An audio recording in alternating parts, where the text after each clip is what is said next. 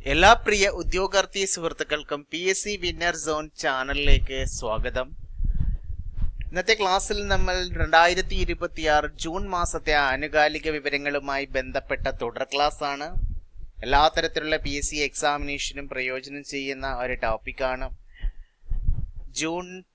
July 18 company board LGS അതായത് 10th level prelims വെബ്കോ LDC ഒക്കെ അതിനോടൊപ്പമാണല്ലോ. അതുപോലെ സ്റ്റോർ കീപ്പറും ഒക്കെ ടൂറിസം ഡെവലപ്മെന്റ് കോർപ്പറേഷനിലെ. അപ്പോൾ ഈ എക്സാമിനെല്ലാം പ്രയോജനം ചെയ്യുന്നൊരു ടോപ്പിക്കാണ്. അതിനോടൊപ്പം തന്നെ ഓഗസ്റ്റ് 1 എക്സാമിനേഷൻ എഴുതുന്നവർക്കും വില്ലേജ് ഫീൽഡ് അസിസ്റ്റന്റിന്റെ എക്സാമിനേഷൻ എഴുതുന്നവർക്കും ഡിഗ്രി മെയിൻസിന്റെ എക്സാമിനേഷൻ എഴുതുന്നവർക്കും എല്ലാ തരത്തിലുള്ള എക്സാമിനും പ്രയോജനം ചെയ്യുന്ന ടോപ്പിക്കാണ്. അതുകൊണ്ട് നന്നായിട്ട് കണ്ട് കേട്ട് മനസ്സിലാക്കുക. നമ്മൾ കറണ്ട് അഫേഴ്സിനോടൊപ്പം അനുബന്ധ വസ്തുതകളും ഡിസ്കസ് ചെയ്യുന്നുണ്ട്. എന്തായാലും നമുക്ക് ക്ലാസ്സിലേക്ക് പോകാം. എല്ലാവർക്കും സ്വാഗതം. നമുക്കറിയാം, Kerala state road transport corporation നടപ്പിലാക്കിയ ഒരു പദ്ധതിയാണ് പ്രിയദർശിനി എന്ന് പറയുന്ന കേരള സർക്കാരിന്റെ പദ്ധതിയാണ് അല്ലേ. കേരളത്തിൽ സ്ത്രീകൾക്കും ട്രാൻസ്ജെൻഡർ വ്യക്തികൾക്കും KSRTC ബസ്സുകൾ സൗജന്യ യാത്ര ഒരുക്കുന്ന കേരള സർക്കാർ പദ്ധതിയാണ് പ്രിയദർശിനി പദ്ധതി. 2026 ജൂൺ 15 മുഖ്യമന്ത്രി VD സതീശൻ ഔദ്യോഗികമായ തീയതി അറിഞ്ഞിരിക്കണം. 2026 ജൂൺ 15 മുഖ്യമന്ത്രി VD സതീശൻ ഔദ്യോഗികമായി പ്രിയദർശിനി പദ്ധതി ഉദ്ഘാടനം ചെയ്തത്.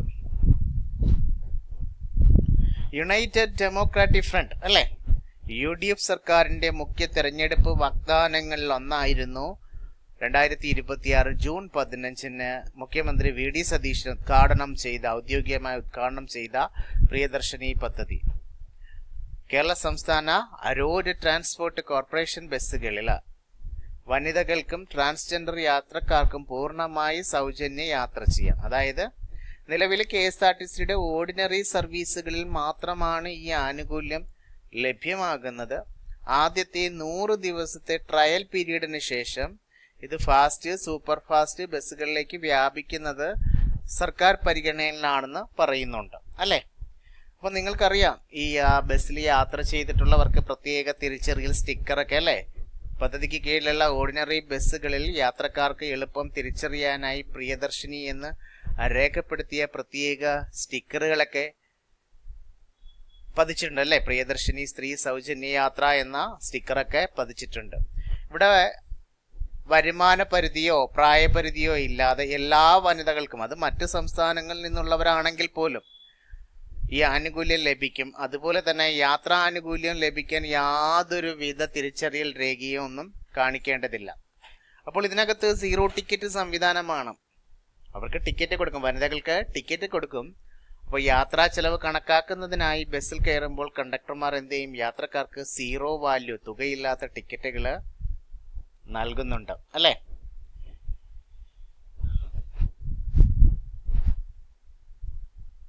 അതുപോലെ തന്നെ ഇതുകൊണ്ട് കുറേയധികം പ്രയോജനങ്ങളും ഉണ്ട്. ഈ പ്രിയദർശിനി പദ്ധതി കൊണ്ട് യാത്രക്കാരുടെ വർധന, പദ്ധതി ആരംഭിച്ച് 1 മാസം പിന്നിടുമ്പോൾ KSRTCയിലെ വനിതാ യാത്രക്കാരുടെ എണ്ണം പ്രതിദിനം 5 ലക്ഷത്തോളം വർദ്ധിച്ച് ഏകദേശം 12 ലക്ഷത്തോളിന് മുകളിലായി ഉയർന്നു. അതുപോലെ തന്നെ വിദ്യാർത്ഥിനികൾക്കും സാധാരണക്കാരായ ജോലിക്കാർക്കും പ്രതിമാസ യാത്ര ചെലവില് 15% മുതൽ 25% വരെ ലാഭിക്കാൻ പ്രിയദർശിനി പദ്ധതി സഹായിക്കുന്നു.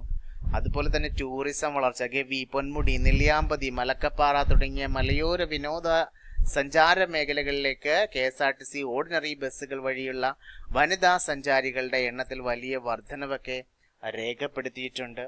അതുപോലെ തന്നെ സ്വകാര്യ വാഹനങ്ങൾ ഒഴിവാക്കി കൂടുതൽ ആളുകൾ പൊതുഗതാഗതത്തെ ആശ്രയിക്കാൻ തുടങ്ങിയതോടെ KSRTCയുടെ കാർബൺ പുറന്തള്ളലിൽ ഗണ്യമായ കുറവുണ്ടായതായി ഗതാഗത വകുപ്പ്, അതായത് പരിസ്ഥിതി സൗഹൃദമാകുന്ന രീതിയിൽ. പിന്നെ സാമ്പത്തികമായിട്ടുള്ള വെല്ലുവിളിയൊക്കെ ഉണ്ട്, അതൊക്കെ മനസ്സിലാക്കുക. ഓക്കെ, നമുക്കിനി അടുത്ത പോയിന്റിലേക്ക് പോയാലോ. അടുത്ത പോയിന്റ് എന്ന് പറയുന്നത്, നമ്മുടെ കേരള കാർഷിക സർവകലാശാല, കേരള അഗ്രികൾച്ചറൽ യൂണിവേഴ്സിറ്റി വികസിപ്പിച്ചെടുത്ത പുതിയ പച്ചമുളക് ഇനകമാണ് KAU തേജസ്വിനി. തേജസ്വിനി എന്ന് മാത്രമേ കാണുകയുള്ളൂ. കേരള അഗ്രികൾച്ചറൽ യൂണിവേഴ്സിറ്റി എന്നാണ് അതിൻ്റെ തൊട്ട് മുമ്പിൽ ചേർത്തിരിക്കുന്നത്. അപ്പോൾ KAU തേജസ്വിനി എന്നാണ് കേരള കാർഷിക സർവകലാശാല വികസിപ്പിച്ചെടുത്ത പുതിയ പച്ചമുളക് ഇനമാണ് KAU. അപ്പോൾ ഈ കേരള സർവകലാശാല കേരള അഗ്രികൾച്ചറൽ യൂണിവേഴ്സിറ്റി, കേരള കാർഷിക സർവകലാശാല സ്ഥിതി ചെയ്യുന്നത് എവിടെയാണ്? നിങ്ങൾക്കറിയാം, കേരള അഗ്രികൾച്ചറൽ യൂണിവേഴ്സിറ്റി തൃശ്ശൂരിലെ വെള്ളാനിക്കരയിലാണ് ഇതിന്റെ ആസ്ഥാനം എന്ന് പറയുന്നത്. 1971 ഫെബ്രുവരി 24 ഈ സർവകലാശാല KAU ഔദ്യോഗികമായി സ്ഥാപിതമാകുന്നത്. അതറിഞ്ഞിരിക്കണം. ഓക്കെ, ഇനി നമുക്ക് അടുത്ത പോയിന്റിലേക്ക് പോകാം. കേരളത്തിലെ വിദ്യാർത്ഥികളെ കാർഷിക മേഖലയിലേക്കും പരിസ്ഥിതി സംരക്ഷണത്തിലേക്കും നയിക്കുന്നതിനായി കേരള സർക്കാർ നടപ്പിലാക്കുന്ന പദ്ധതിയാണ് കതിർ. കേരളത്തിലെ വിദ്യാർത്ഥികളെ കാർഷിക മേഖലയിലേക്കും പരിസ്ഥിതി സംരക്ഷണത്തിലേക്കും നയിക്കുന്നതിനായി കേരള സർക്കാർ നടപ്പിലാക്കുന്ന പദ്ധതിയാണ് Kathir, Kerala agriculture technology heritage and innovation for rural understanding എന്നാണ് അതിന്റെ പൂർണ്ണരൂപം. എന്താണ് കതിറിന്റെ പൂർണ്ണരൂപം? Kerala agriculture technology heritage and innovation for rural understanding. Kerala agriculture technology heritage and innovation for rural understanding. കേരളത്തിലെ വിദ്യാർത്ഥികളെ കാർഷിക മേഖലയിലേക്കും പരിസ്ഥിതി സംരക്ഷണത്തിലേക്കും നയിക്കുന്നതിനായി സർക്കാർ നടപ്പിലാക്കുന്ന പദ്ധതിയാണ് ഏത്? കതിർ എന്ന് പറയുന്ന പദ്ധതി. അപ്പോൾ അടുത്ത പോയിന്റിലേക്ക് പോകുമ്പോൾ 2026 ജൂൺ മാസത്തിൽ 7.2 മുതൽ 7.5 തീവ്രത രേഖപ്പെടുത്തിയ 7.2, 7.5 തീവ്രതകൾ രേഖപ്പെടുത്തിയ ഇരട്ട ഭൂകമ്പങ്ങൾ ഉണ്ടായ രാജ്യമാണ് വെനസ്വേല. വെനസ്വേലയെ കുറിച്ച് അതിന് തൊട്ട് മുമ്പ് നിങ്ങൾ കേട്ടത് അവിടുത്തെ പ്രസിഡന്റ് ആയ നിക്കോളാസ് മഡുറോയെ കുറിച്ചല്ലേ? എന്തായിരുന്നു വെനസ്വേല തൊട്ട് മുമ്പ് വാർത്താ പ്രാധാന്യം നേടാനുള്ള കാരണം? നിങ്ങൾക്കറിയാം, വെനസ്വേലയുടെ 53ാമത്തെ പ്രസിഡന്റ് ആയിരുന്നു നിക്കോളാസ് മഡുറോ. 2013 മുതൽ 2026 വരെ രാജ്യം ഭരിച്ച പ്രമുഖ ഇടതുപക്ഷ രാഷ്ട്രീയ നേതാവാണ് നിക്കോളാസ് മഡുറോ. മുൻ പ്രസിഡന്റായ ഹ്യൂഗോ ചാവേസിന്റെ മരണത്തെ തുടർന്നാണ് ഈ നിക്കോളാസ് മഡുറോ എന്ത് ചെയ്യുന്ന അധികാരത്തിലെത്തുന്നത്. 2026 ജനുവരിയിൽ എന്ത് ചെയ്ത്? യുണൈറ്റഡ് സ്റ്റേറ്റ്സ് സൈന്യം, അമേരിക്കയുടെ സൈന്യം നടത്തിയ അപ്രതീക്ഷിത നീക്കത്തിലൂടെ, അതിന്റെ പേര് അറിഞ്ഞിരിക്കണം, ആ ഓപ്പറേഷൻ അബ്സല്യൂട്ട് റിസോൾവ് എന്നാണ്. Operation absolute resolve. ഈ അബ്സല്യൂട്ട് റിസോൾവിലൂടെ മഡുറോയെയും ഭാര്യ സിലിയ ഫ്ലോറസിനെയും വെനസ്വേലയിലെ കാരക്കാസിലെ വസതിയിൽ നിന്ന് പിടികൂടി US കൊണ്ടുപോയി. നിലവിൽ ഈ നിക്കോളാസ് മഡുറോ എവിടെയാണ്? US കസ്റ്റഡിയിലാണ്. ഓക്കെ അല്ലേ? അപ്പോൾ ഇതാണ് നമ്മൾ വെനസ്വേലയുമായി ബന്ധപ്പെട്ട് തൊട്ടു മുമ്പ് അറിഞ്ഞിരിക്കേണ്ട വസ്തുത. ഇനി നമ്മൾ അടുത്ത പോയിന്റിലേക്ക് പോവുകയാണ്. അടുത്ത പോയിന്റ് എന്ന് പറയുമ്പോൾ അതിന് തൊട്ട് മുമ്പ് നമ്മൾ ഈ ഭൂകമ്പത്തിന്റെ കാര്യം പറഞ്ഞു അല്ലേ? വെനസ്വേലയിൽ ഭൂകമ്പം ഉണ്ടായി. 7.2 7.5 തീവ്രത രേഖപ്പെടുത്തിയ ഇരട്ട ഭൂകമ്പങ്ങളാണ് ഉണ്ടായത്. ഇനി ഈ ഭൂകമ്പത്തില് തകർന്ന വെനസ്വേലയിലേക്ക് അടിയന്തര സഹായം എത്തിക്കുന്നതിനായി ഇന്ത്യ ആരംഭിച്ച രക്ഷാദൗത്യമായിരുന്ന ഓപ്പറേഷൻ അമിത് സാദ് എന്നാണ്. എന്താണ്? ഓപ്പറേഷൻ അമിത് സാദ് എന്നാണ് ഇന്ത്യ ആരംഭിച്ച രക്ഷാദൗത്യം. ഓപ്പറേഷൻ അമിത് സാദ് ഇതൊരു സ്പാനിഷ് വാക്കാണ്. ഈ അമിത് സാദ് എന്ന് പറയുന്ന സ്പാനിഷ് വാക്കിന്റെ അർത്ഥം സൗഹൃദം എന്നാണ്. അപ്പോൾ ഓർത്തിരിക്കണം, ഭൂകമ്പത്തിൽ തകർന്ന വെനസ്വേലയിലേക്ക് അടിയന്തര സഹായം എത്തിക്കുന്നതിനായി ഇന്ത്യ ആരംഭിച്ച രക്ഷാദൗത്യമായിരുന്ന operation Amistad. Amistad എന്ന സ്പാനിഷ് വാക്കിന്റെ അർത്ഥം സൗഹൃദം എന്നാണ്. അടുത്തത് നമുക്ക് പോകേണ്ടത് 2026 22ാമത് P. കേശവദേവ് സാഹിത്യ പുരസ്കാരത്തെ കുറിച്ചാണ്. അപ്പോൾ 2026 22ാമത് P. കേശവദേവ് സാഹിത്യ പുരസ്കാരത്തിന് അർഹനായത് സുഭാഷ് ചന്ദ്രനാണ്. 2026 22ാമത് P. കേശവദേവ് സാഹിത്യ പുരസ്കാരത്തിന് അർഹനായത് സുഭാഷ് ചന്ദ്രൻ. ഈ സുഭാഷ് ചന്ദ്രനെ കുറിച്ച് നിങ്ങൾ കേട്ടിട്ടുണ്ട്. അദ്ദേഹത്തിന്റെ പ്രശസ്തമായിട്ടുള്ള ഒരു നോവലുണ്ട്. എന്താണ്? എക്സാമിന് ചോദിക്കും ഇനിയും. മനുഷ്യനൊരു ആമുഖം. സുഭാഷ് ചന്ദ്രന്റെ ഏറ്റവും പ്രശസ്തമായിട്ടുള്ള നോവലാണ് മനുഷ്യന് ഒരാമുഖം. സ്വാതന്ത്ര്യാനന്തര കേരളത്തിലെ സാമൂഹിക മാറ്റങ്ങളെയും കുടുംബജീവിതത്തെയും പശ്ചാത്തലമാക്കി സുഭാഷ് ചന്ദ്രൻ എഴുതിയതാണ് ഏത് നോവൽ? മനുഷ്യനൊരു ആമുഖം. ഇതിന്റെ ഇംഗ്ലീഷ് വിവർത്തനം എ പ്രിഫേസ് ടു മാൻ എന്ന പേരിൽ പുറത്തിറങ്ങിയിട്ടുണ്ട്. സുഭാഷ് ചന്ദ്രന്റെ മനുഷ്യനൊരു ആമുഖം എന്ന നോവലിന്റെ ഇംഗ്ലീഷ് വിവർത്തനം എ പ്രിഫേസ് ടു മാൻ എന്ന പേരിൽ പുറത്തിറങ്ങിയിട്ടുണ്ട്. അതുപോലെ തന്നെ സുഭാഷ് ചന്ദ്രന്റെ മറ്റൊരു നോവൽ, അതും ഫേമസ് ആണ്, നിങ്ങൾക്കറിയാം, സമുദ്രശില. എക്സാമിന് ചോദിച്ചിട്ടുള്ളതാണ്. അദ്ദേഹത്തിന്റെ പ്രശസ്തമായിട്ടുള്ള മറ്റൊരു നോവലാണ്. അപ്പോൾ ഈ സമുദ്രശിലയും മനുഷ്യനൊരു ആമുഖവും സുഭാഷ് ചന്ദ്രന്റെ നോവൽസ് ആണ്. ഇനി അതുപോലെ തന്നെ അദ്ദേഹത്തിന്റെ ചെറുകഥാ സമാഹാരങ്ങളുണ്ട്. ഓർത്തിരിക്കണം അത് ഏതൊക്കെയാണെന്ന്. കടികാരങ്ങൾ നിലയ്ക്കുന്ന സമയം ആദ്യ സമാഹാരമാണ്. സുഭാഷ് ചന്ദ്രന്റെ ആദ്യ ചെറുകഥാ സമാഹാരമാണ് ഇത്, കടികാരങ്ങൾ നിലയ്ക്കുന്ന സമയം. അതുപോലെ തന്നെ പറുദീസ നഷ്ടം, തൽപ്പം, ഇവയൊക്കെ ചെറുകഥാ സമാഹാരങ്ങളാണ് ആരുടെ? സുഭാഷ് ചന്ദ്രന്റെ. ഇനി ഇതുപോലെ തന്നെ ഈ സുഭാഷ് ചന്ദ്രന്റെ സിനിമകളായ കഥകളുണ്ട്. ചില കഥകള് സിനിമകളായിട്ടുണ്ട്. അദ്ദേഹത്തിന്റെ വധക്രമം, സന്മാർഗം, പറുദീസ നഷ്ടം, ഗുപ്തൻ എന്നീ കഥകളൊക്കെ എന്ത് ചെയ്തിട്ടുണ്ട്? ചലച്ചിത്രങ്ങളായിട്ട് ആവിഷ്കരിക്കപ്പെട്ടിട്ടുണ്ട്. അത് അറിഞ്ഞിരിക്കണം, സ്റ്റേറ്റ്മെന്റ് ടൈപ്പിൽ ഉൾപ്പെടാം. സുഭാഷ് ചന്ദ്രന്റെ വധക്രമം, സന്മാർഗം, പറുദീസ നഷ്ടം, ഗുപ്തൻ എന്നീ കഥകൾ ചലച്ചിത്രങ്ങളായി ആവിഷ്കരിക്കപ്പെട്ടിട്ടുണ്ട്. അദ്ദേഹത്തിന് കുറച്ച് പുരസ്കാരങ്ങളൊക്കെ ലഭിച്ചിട്ടുണ്ട് അല്ലേ, അറിഞ്ഞിരിക്കണം. അരങ്ങേറ്റ ചെറുകഥാ സമാഹാരത്തിനും ആദ്യ നോവലിലുമൊക്കെ കേരള സാഹിത്യ അക്കാദമി അവാർഡ് ലഭിച്ച ഏക എഴുത്തുകാരൻ ആരെന്ന് ചോദിച്ചു കഴിഞ്ഞാലും അരങ്ങേറ്റ ചെറുകഥ ഏതാണെന്ന് നിങ്ങൾക്കറിയാം. ചെറുകഥാ സമാഹാരം ഏതാ? കടികാരങ്ങൾ നിലയ്ക്കുന്ന സമയം. അതുപോലെ തന്നെ ആദ്യ നോവൽ ഏതാണ്? മനുഷ്യനൊരാമുഖം. അപ്പോൾ ഇതിന് രണ്ടിനും ലഭിച്ചിട്ടുണ്ട്? കേരള സാഹിത്യ അക്കാദമി അവാർഡ് ലഭിച്ച വ്യക്തിയാണ്. അതായത് ഇതിന് രണ്ടിനും, അരങ്ങേറ്റം ആദ്യമായിട്ട് എഴുതുന്ന ചെറുകഥാ സമാഹാരത്തിനും ആദ്യ നോവലിനും കേരള സാഹിത്യ അക്കാദമി അവാർഡ് ലഭിച്ച ഏക എഴുത്തുകാരനാണ് സുഭാഷ് ചന്ദ്രൻ. അതറിഞ്ഞിരിക്കണം. അതുപോലെ തന്നെ കേന്ദ്ര സാഹിത്യ അക്കാദമി അവാർഡ് ലഭിച്ചിട്ടുണ്ട്. ഈ കേരള സാഹിത്യ അക്കാദമി അവാർഡ് കടികാരങ്ങൾ നിലയ്ക്കുന്ന സമയത്തിന് 2001 മനുഷ്യനൊരാമുഖം എന്ന നോവലിന് 2011 ലഭിച്ചത്.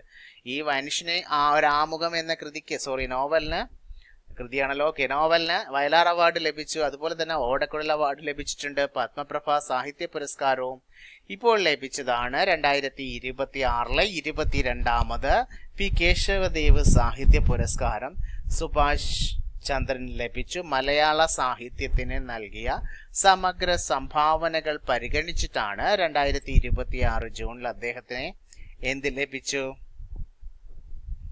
ലഭിച്ചടേ 22ാമത് കേശവ സാഹിത്യ പുരസ്കാരം ലഭിച്ചത്. നിലവിലെ അദ്ദേഹം മാതൃഭൂമി ആഴ്ചപ്പതിപ്പുണ്ട്, മാതൃഭൂമി ഇല്ലുസ്ട്രേറ്റഡ് വീക്കിലി, അതിന്റെ എഡിറ്റർ ഇൻ ചാർജ് ഒക്കെ ആയിട്ട് സേവനം അനുഷ്ഠിക്കുന്നുണ്ട്. ഓക്കെ, ഇനി നമ്മൾ അടുത്ത പോയിന്റിലേക്ക് പോവുകയാണ്. ഒരു മ്യൂസിയത്തെ കുറിച്ചാണ് നമ്മൾ മനസ്സിലാക്കാൻ പോകുന്നത്. ഇന്ത്യയിലെ ആദ്യത്തെ പോളാർ ആൻഡ് ഓഷ്യൻ മ്യൂസിയം ആണ് ഇത്. നിലവിൽ വരുന്ന സംസ്ഥാനം ഗോവയിലെ വാസ്കോ ഡ ഗമയിലാണ്. പോളാർ ആൻഡ് ഓഷ്യൻ മ്യൂസിയം ഇന്ത്യയിലെ ആദ്യത്തെ പോളാർ ആൻഡ് ഓഷ്യൻ മ്യൂസിയം ആണ്. അടുത്തത് 2026 ജൂണിൽ ഭൗമസൂചിക പദവി ടാഗ്, ജിയോഗ്രഫിക്കൽ ഇൻഡെക്സ് ടാഗ് ലഭിച്ച ത്രിപുരയിലെ പരമ്പരാഗത വാദ്യ ഉപകരണമാണ് സരിന്ദ. ഈ സരിന്ദ എന്ന് പറയുന്നത് ത്രിപുര സംസ്ഥാനത്തെ പരമ്പരാഗത വാദ്യോപകരണമാണ്. 2026 ജൂണിൽ ഭൗമസൂചിക പദവി ഇതിന് ലഭിച്ചു. ഇനി നമുക്കറിയാം 2026 ജൂണിൽ അന്തരിച്ച തമിഴ് തെന്നിന്ത്യൻ ചലച്ചിത്ര സംവിധായകനും തിരക്കഥാകൃത്തും അതുപോലെ തന്നെ അഭിനേതാവുമായ വ്യക്തിയായിരുന്നു കെ ഭാഗ്യരാജ് എന്നുള്ളത് അല്ലെ. ഇനി അടുത്തത് നമ്മൾ 2 ചുഴലിക്കാറ്റുകളെ കുറിച്ചാണ് പഠിക്കുന്നത്, മെക്കാലയും ഹിഗൂസും. ഓർത്തിരിക്കണം, ഈ മെക്കാലയും ഹിഗൂസ് എന്നീ ചുഴലിക്കാറ്റുകൾ വീശിയ രാജ്യം അല്ലെങ്കിൽ നാശം വിതച്ച രാജ്യം ജപ്പാനാണ്. അറിഞ്ഞിരിക്കണം, ജപ്പാനാണ് 2026 ജൂണിൽ മെക്കാല, ഹിഗൂസ് എന്നീ ചുഴലിക്കാറ്റുകൾ നാശം വിതച്ചത്. ഇനി നമുക്ക് അടുത്ത പോയിന്റിലേക്ക് പോകാം. അടുത്തത് നമ്മുടെ പുതിയ നിയമസഭയില് 16ാം നിയമസഭയില് ധനവകുപ്പ് മന്ത്രിയും മുഖ്യമന്ത്രിയുമായിട്ടുള്ള വി.ഡി. സതീശൻ ബജറ്റ് അവതരിപ്പിച്ചിരുന്നു. ജൂണിലാണ് സംസ്ഥാന നിയമസഭയില് ബജറ്റ് അവതരിപ്പിച്ചത്. അപ്പോൾ ആദ്യത്തെ ബജറ്റാണ്. കേരള സർക്കാരിന്റെ പുതിയ ബജറ്റിന്റെ പ്രമേയം സദ്ഭരണം സഹാനുഭൂതി എന്നാണ്. എന്താണ് സദ്ഭരണം സഹാനുഭൂതി എന്നാണ് കേരള സർക്കാരിന്റെ പുതിയ ബജറ്റിന്റെ പ്രധാന പ്രമേയം. ഇനി അതുപോലെ തന്നെ നമ്മൾ വെനസ്വേലയില് ഭൂകമ്പം ഉണ്ടായതിനെ കുറിച്ച് പറഞ്ഞു. അതുപോലെ 2026 ജൂണില് റിക്ടർ സ്കെയിലിൽ 7.8 തീവ്രത രേഖപ്പെടുത്തിയ ഭൂകമ്പം ഉണ്ടായ മറ്റൊരു രാജ്യം ഫിലിപ്പീൻസ് ആണ്. അതുകൂടി അറിഞ്ഞിരിക്കണം. ഫിലിപ്പീൻസിൽ 7.8 തീവ്രത രേഖപ്പെടുത്തിയ ഭൂകമ്പം ഉണ്ടായി. ഇനി നമ്മൾ നോക്കുന്നത് institute four economics and piece IEP പുറത്തുവിട്ട 2026 ആഗോള സമാധാന സൂചികയാണ്. ഗ്ലോബൽ പീസ് ഇൻഡെക്സ് 2026 ഇന്ത്യയുടെ സ്ഥാനം 127 ആണ്. Institute four economics and piece ആണ് പുറത്തുവിട്ടത്. 163 രാജ്യങ്ങൾ ഉൾപ്പെട്ട പട്ടികയിൽ ഒന്നാം സ്ഥാനത്ത് ഐസ്ലൻഡ് കുറേ വർഷങ്ങളായിട്ട് ഒന്നാം സ്ഥാനത്താണ്. രണ്ടാം സ്ഥാനത്ത് ന്യൂസിലൻഡ്, മൂന്നാം സ്ഥാനത്ത് സ്വിറ്റ്സർലൻഡ്. ഇന്ത്യയുടെ സ്ഥാനം 127. ഓക്കെയാണല്ലോ. 2026 ആഗോള സമാധാന സൂചികയിൽ തുടർച്ചയായി 19ാം വർഷവും ഐസ്ലൻഡാണ് ലോകത്തിലെ, ഓർത്തിരിക്കണം, വളരെയധികം കാലങ്ങൾ 19 വർഷമായിട്ട് ഐസ്ലൻഡാണ് ലോകത്തിലെ ഏറ്റവും സമാധാനപരമായിട്ടുള്ള രാജ്യം. ഏറ്റവും സമാധാനം കുറഞ്ഞ രാജ്യമായിട്ട് 163 രാജ്യങ്ങളാണ് എടുത്തത്. കാരണം നമുക്കറിയാം റഷ്യയാണ് ഇപ്പോൾ നിലവിൽ ഏറ്റവും സമാധാനം കുറഞ്ഞ രാജ്യം. ഏതാണ്? റഷ്യയാണ്. 163ാം സ്ഥാനത്താണ്. ഓക്കെ അല്ലേ? ഇനി നമുക്ക് അടുത്ത പോയിന്റിലേക്ക് പോകണം. നമ്മൾ എല്ലാ വർഷവും ലോക അഭയാർത്ഥി ദിനമായിട്ട് ജൂൺ 20 ആചരിക്കും. ജൂൺ 20 എല്ലാ വർഷവും എന്ത് ചെയ്യുന്നുണ്ട്? അഭയാർത്ഥി ദിനമായിട്ട് ആചരിക്കുന്നുണ്ട്. അപ്പോൾ 2026 ലോക അഭയാർത്ഥി ദിനത്തിന്റെ പ്രമേയം നമ്മൾ അറിഞ്ഞിരിക്കണം. 2026 ലോക അഭയാർത്ഥി ദിനത്തിന്റെ പ്രമേയം എന്ന് പറയുന്നത് എല്ലാവരും സുരക്ഷിതരാകുന്നത് വരെ എന്നാണ്. അണ്ടിൽ എവരിവൺ ഈസ് സേഫ് എന്നുള്ളതാണ്. എല്ലാവരും സുരക്ഷിതരാകുന്നത് വരെ എന്നാണ് 2026 ലോക അഭയാർത്ഥി ദിനത്തിന്റെ പ്രമേയം എന്ന് പറയുന്നത്. അണ്ടിൽ എവരിവൺ ഈസ് സേഫ്, എല്ലാവരും സുരക്ഷിതരാകുന്നത് വരെ. ഇനി അതുപോലെ തന്നെ അടുത്തൊരു പോയിന്റിലേക്ക് നമ്മൾ പോകുമ്പോൾ കേന്ദ്ര കാലാവസ്ഥാ വകുപ്പ് രാജ്യത്തെ 8ാമത്തെ പ്രാദേശിക കാലാവസ്ഥാ കേന്ദ്രം ആരംഭിച്ചത് ഉത്തർപ്രദേശിലെ ലക്നൌവിലാണ്. കേന്ദ്ര കാലാവസ്ഥാ വകുപ്പ് രാജ്യത്തെ 8ാമത്തെ പ്രാദേശിക കാലാവസ്ഥാ കേന്ദ്രം ആരംഭിച്ചത് എവിടെയാണ്? ഉത്തർപ്രദേശിലെ ലക്നൗ. നമുക്കറിയാം ഇന്ത്യൻ T20 ക്രിക്കറ്റ് ടീമിന്റെ പുതിയ ക്യാപ്റ്റനായി BCCI പ്രഖ്യാപിച്ചതാണ് ശ്രേയസ് അയ്യർ അല്ലേ? ശ്രേയസ് അയ്യർ 2 പരമ്പരയൊക്കെ ക്യാപ്റ്റൻ സ്ഥാനം വഹിച്ചു. അയർലൻഡ് പരമ്പര, ഇംഗ്ലണ്ട് പരമ്പര 2020. പക്ഷെ 2 പരമ്പരയും വൈറ്റ് വാഷ് ചെയ്യപ്പെടുകയാണ് ഉണ്ടായത് ഇന്ത്യ. ഓക്കെ, ഇനി നമുക്ക് അടുത്ത പോയിന്റിലേക്ക് പോകാം. അടുത്ത പോയിന്റ് എന്ന് പറയുന്നത് ഓർത്തിരിക്കണം,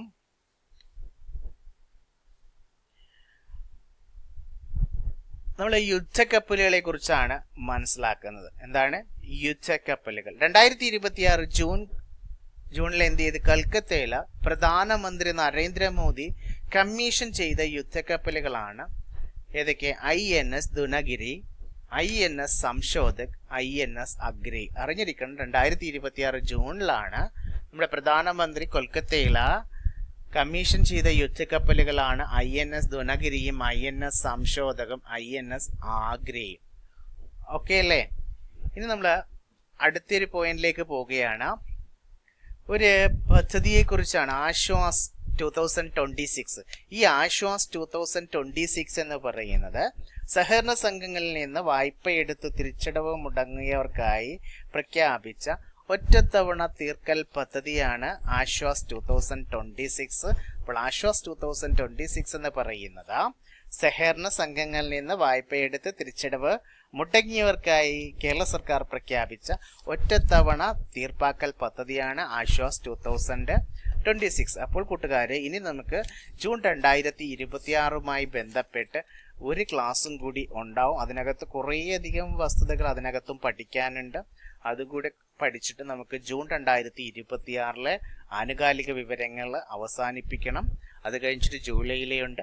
ഓക്കെ, എല്ലാവരും നന്നായിട്ട് പഠിക്കുക, നന്നായിട്ട് ശ്രമിച്ചുകൊണ്ടേയിരിക്കുക. നമുക്ക് റിസൾട്ട് ഉണ്ടാക്കണം. ഈ വരുന്ന എക്സാമിനൊക്കെ നമുക്ക് റാങ്ക് ലിസ്റ്റിൽ മികച്ചൊരു റാങ്ക് കരസ്ഥമാക്കി ജോലിയിൽ പ്രവേശിക്കാൻ കഴിയുന്ന ഒരു വർഷമായിട്ട് 2027 മാറണം. അപ്പോൾ എല്ലാവർക്കും അഡ്വാൻസ് ആയി ആശംസകൾ നേർന്നുകൊണ്ട് ഇന്നത്തെ ക്ലാസ് അവസാനിപ്പിക്കുകയാണ്. Bye, take care.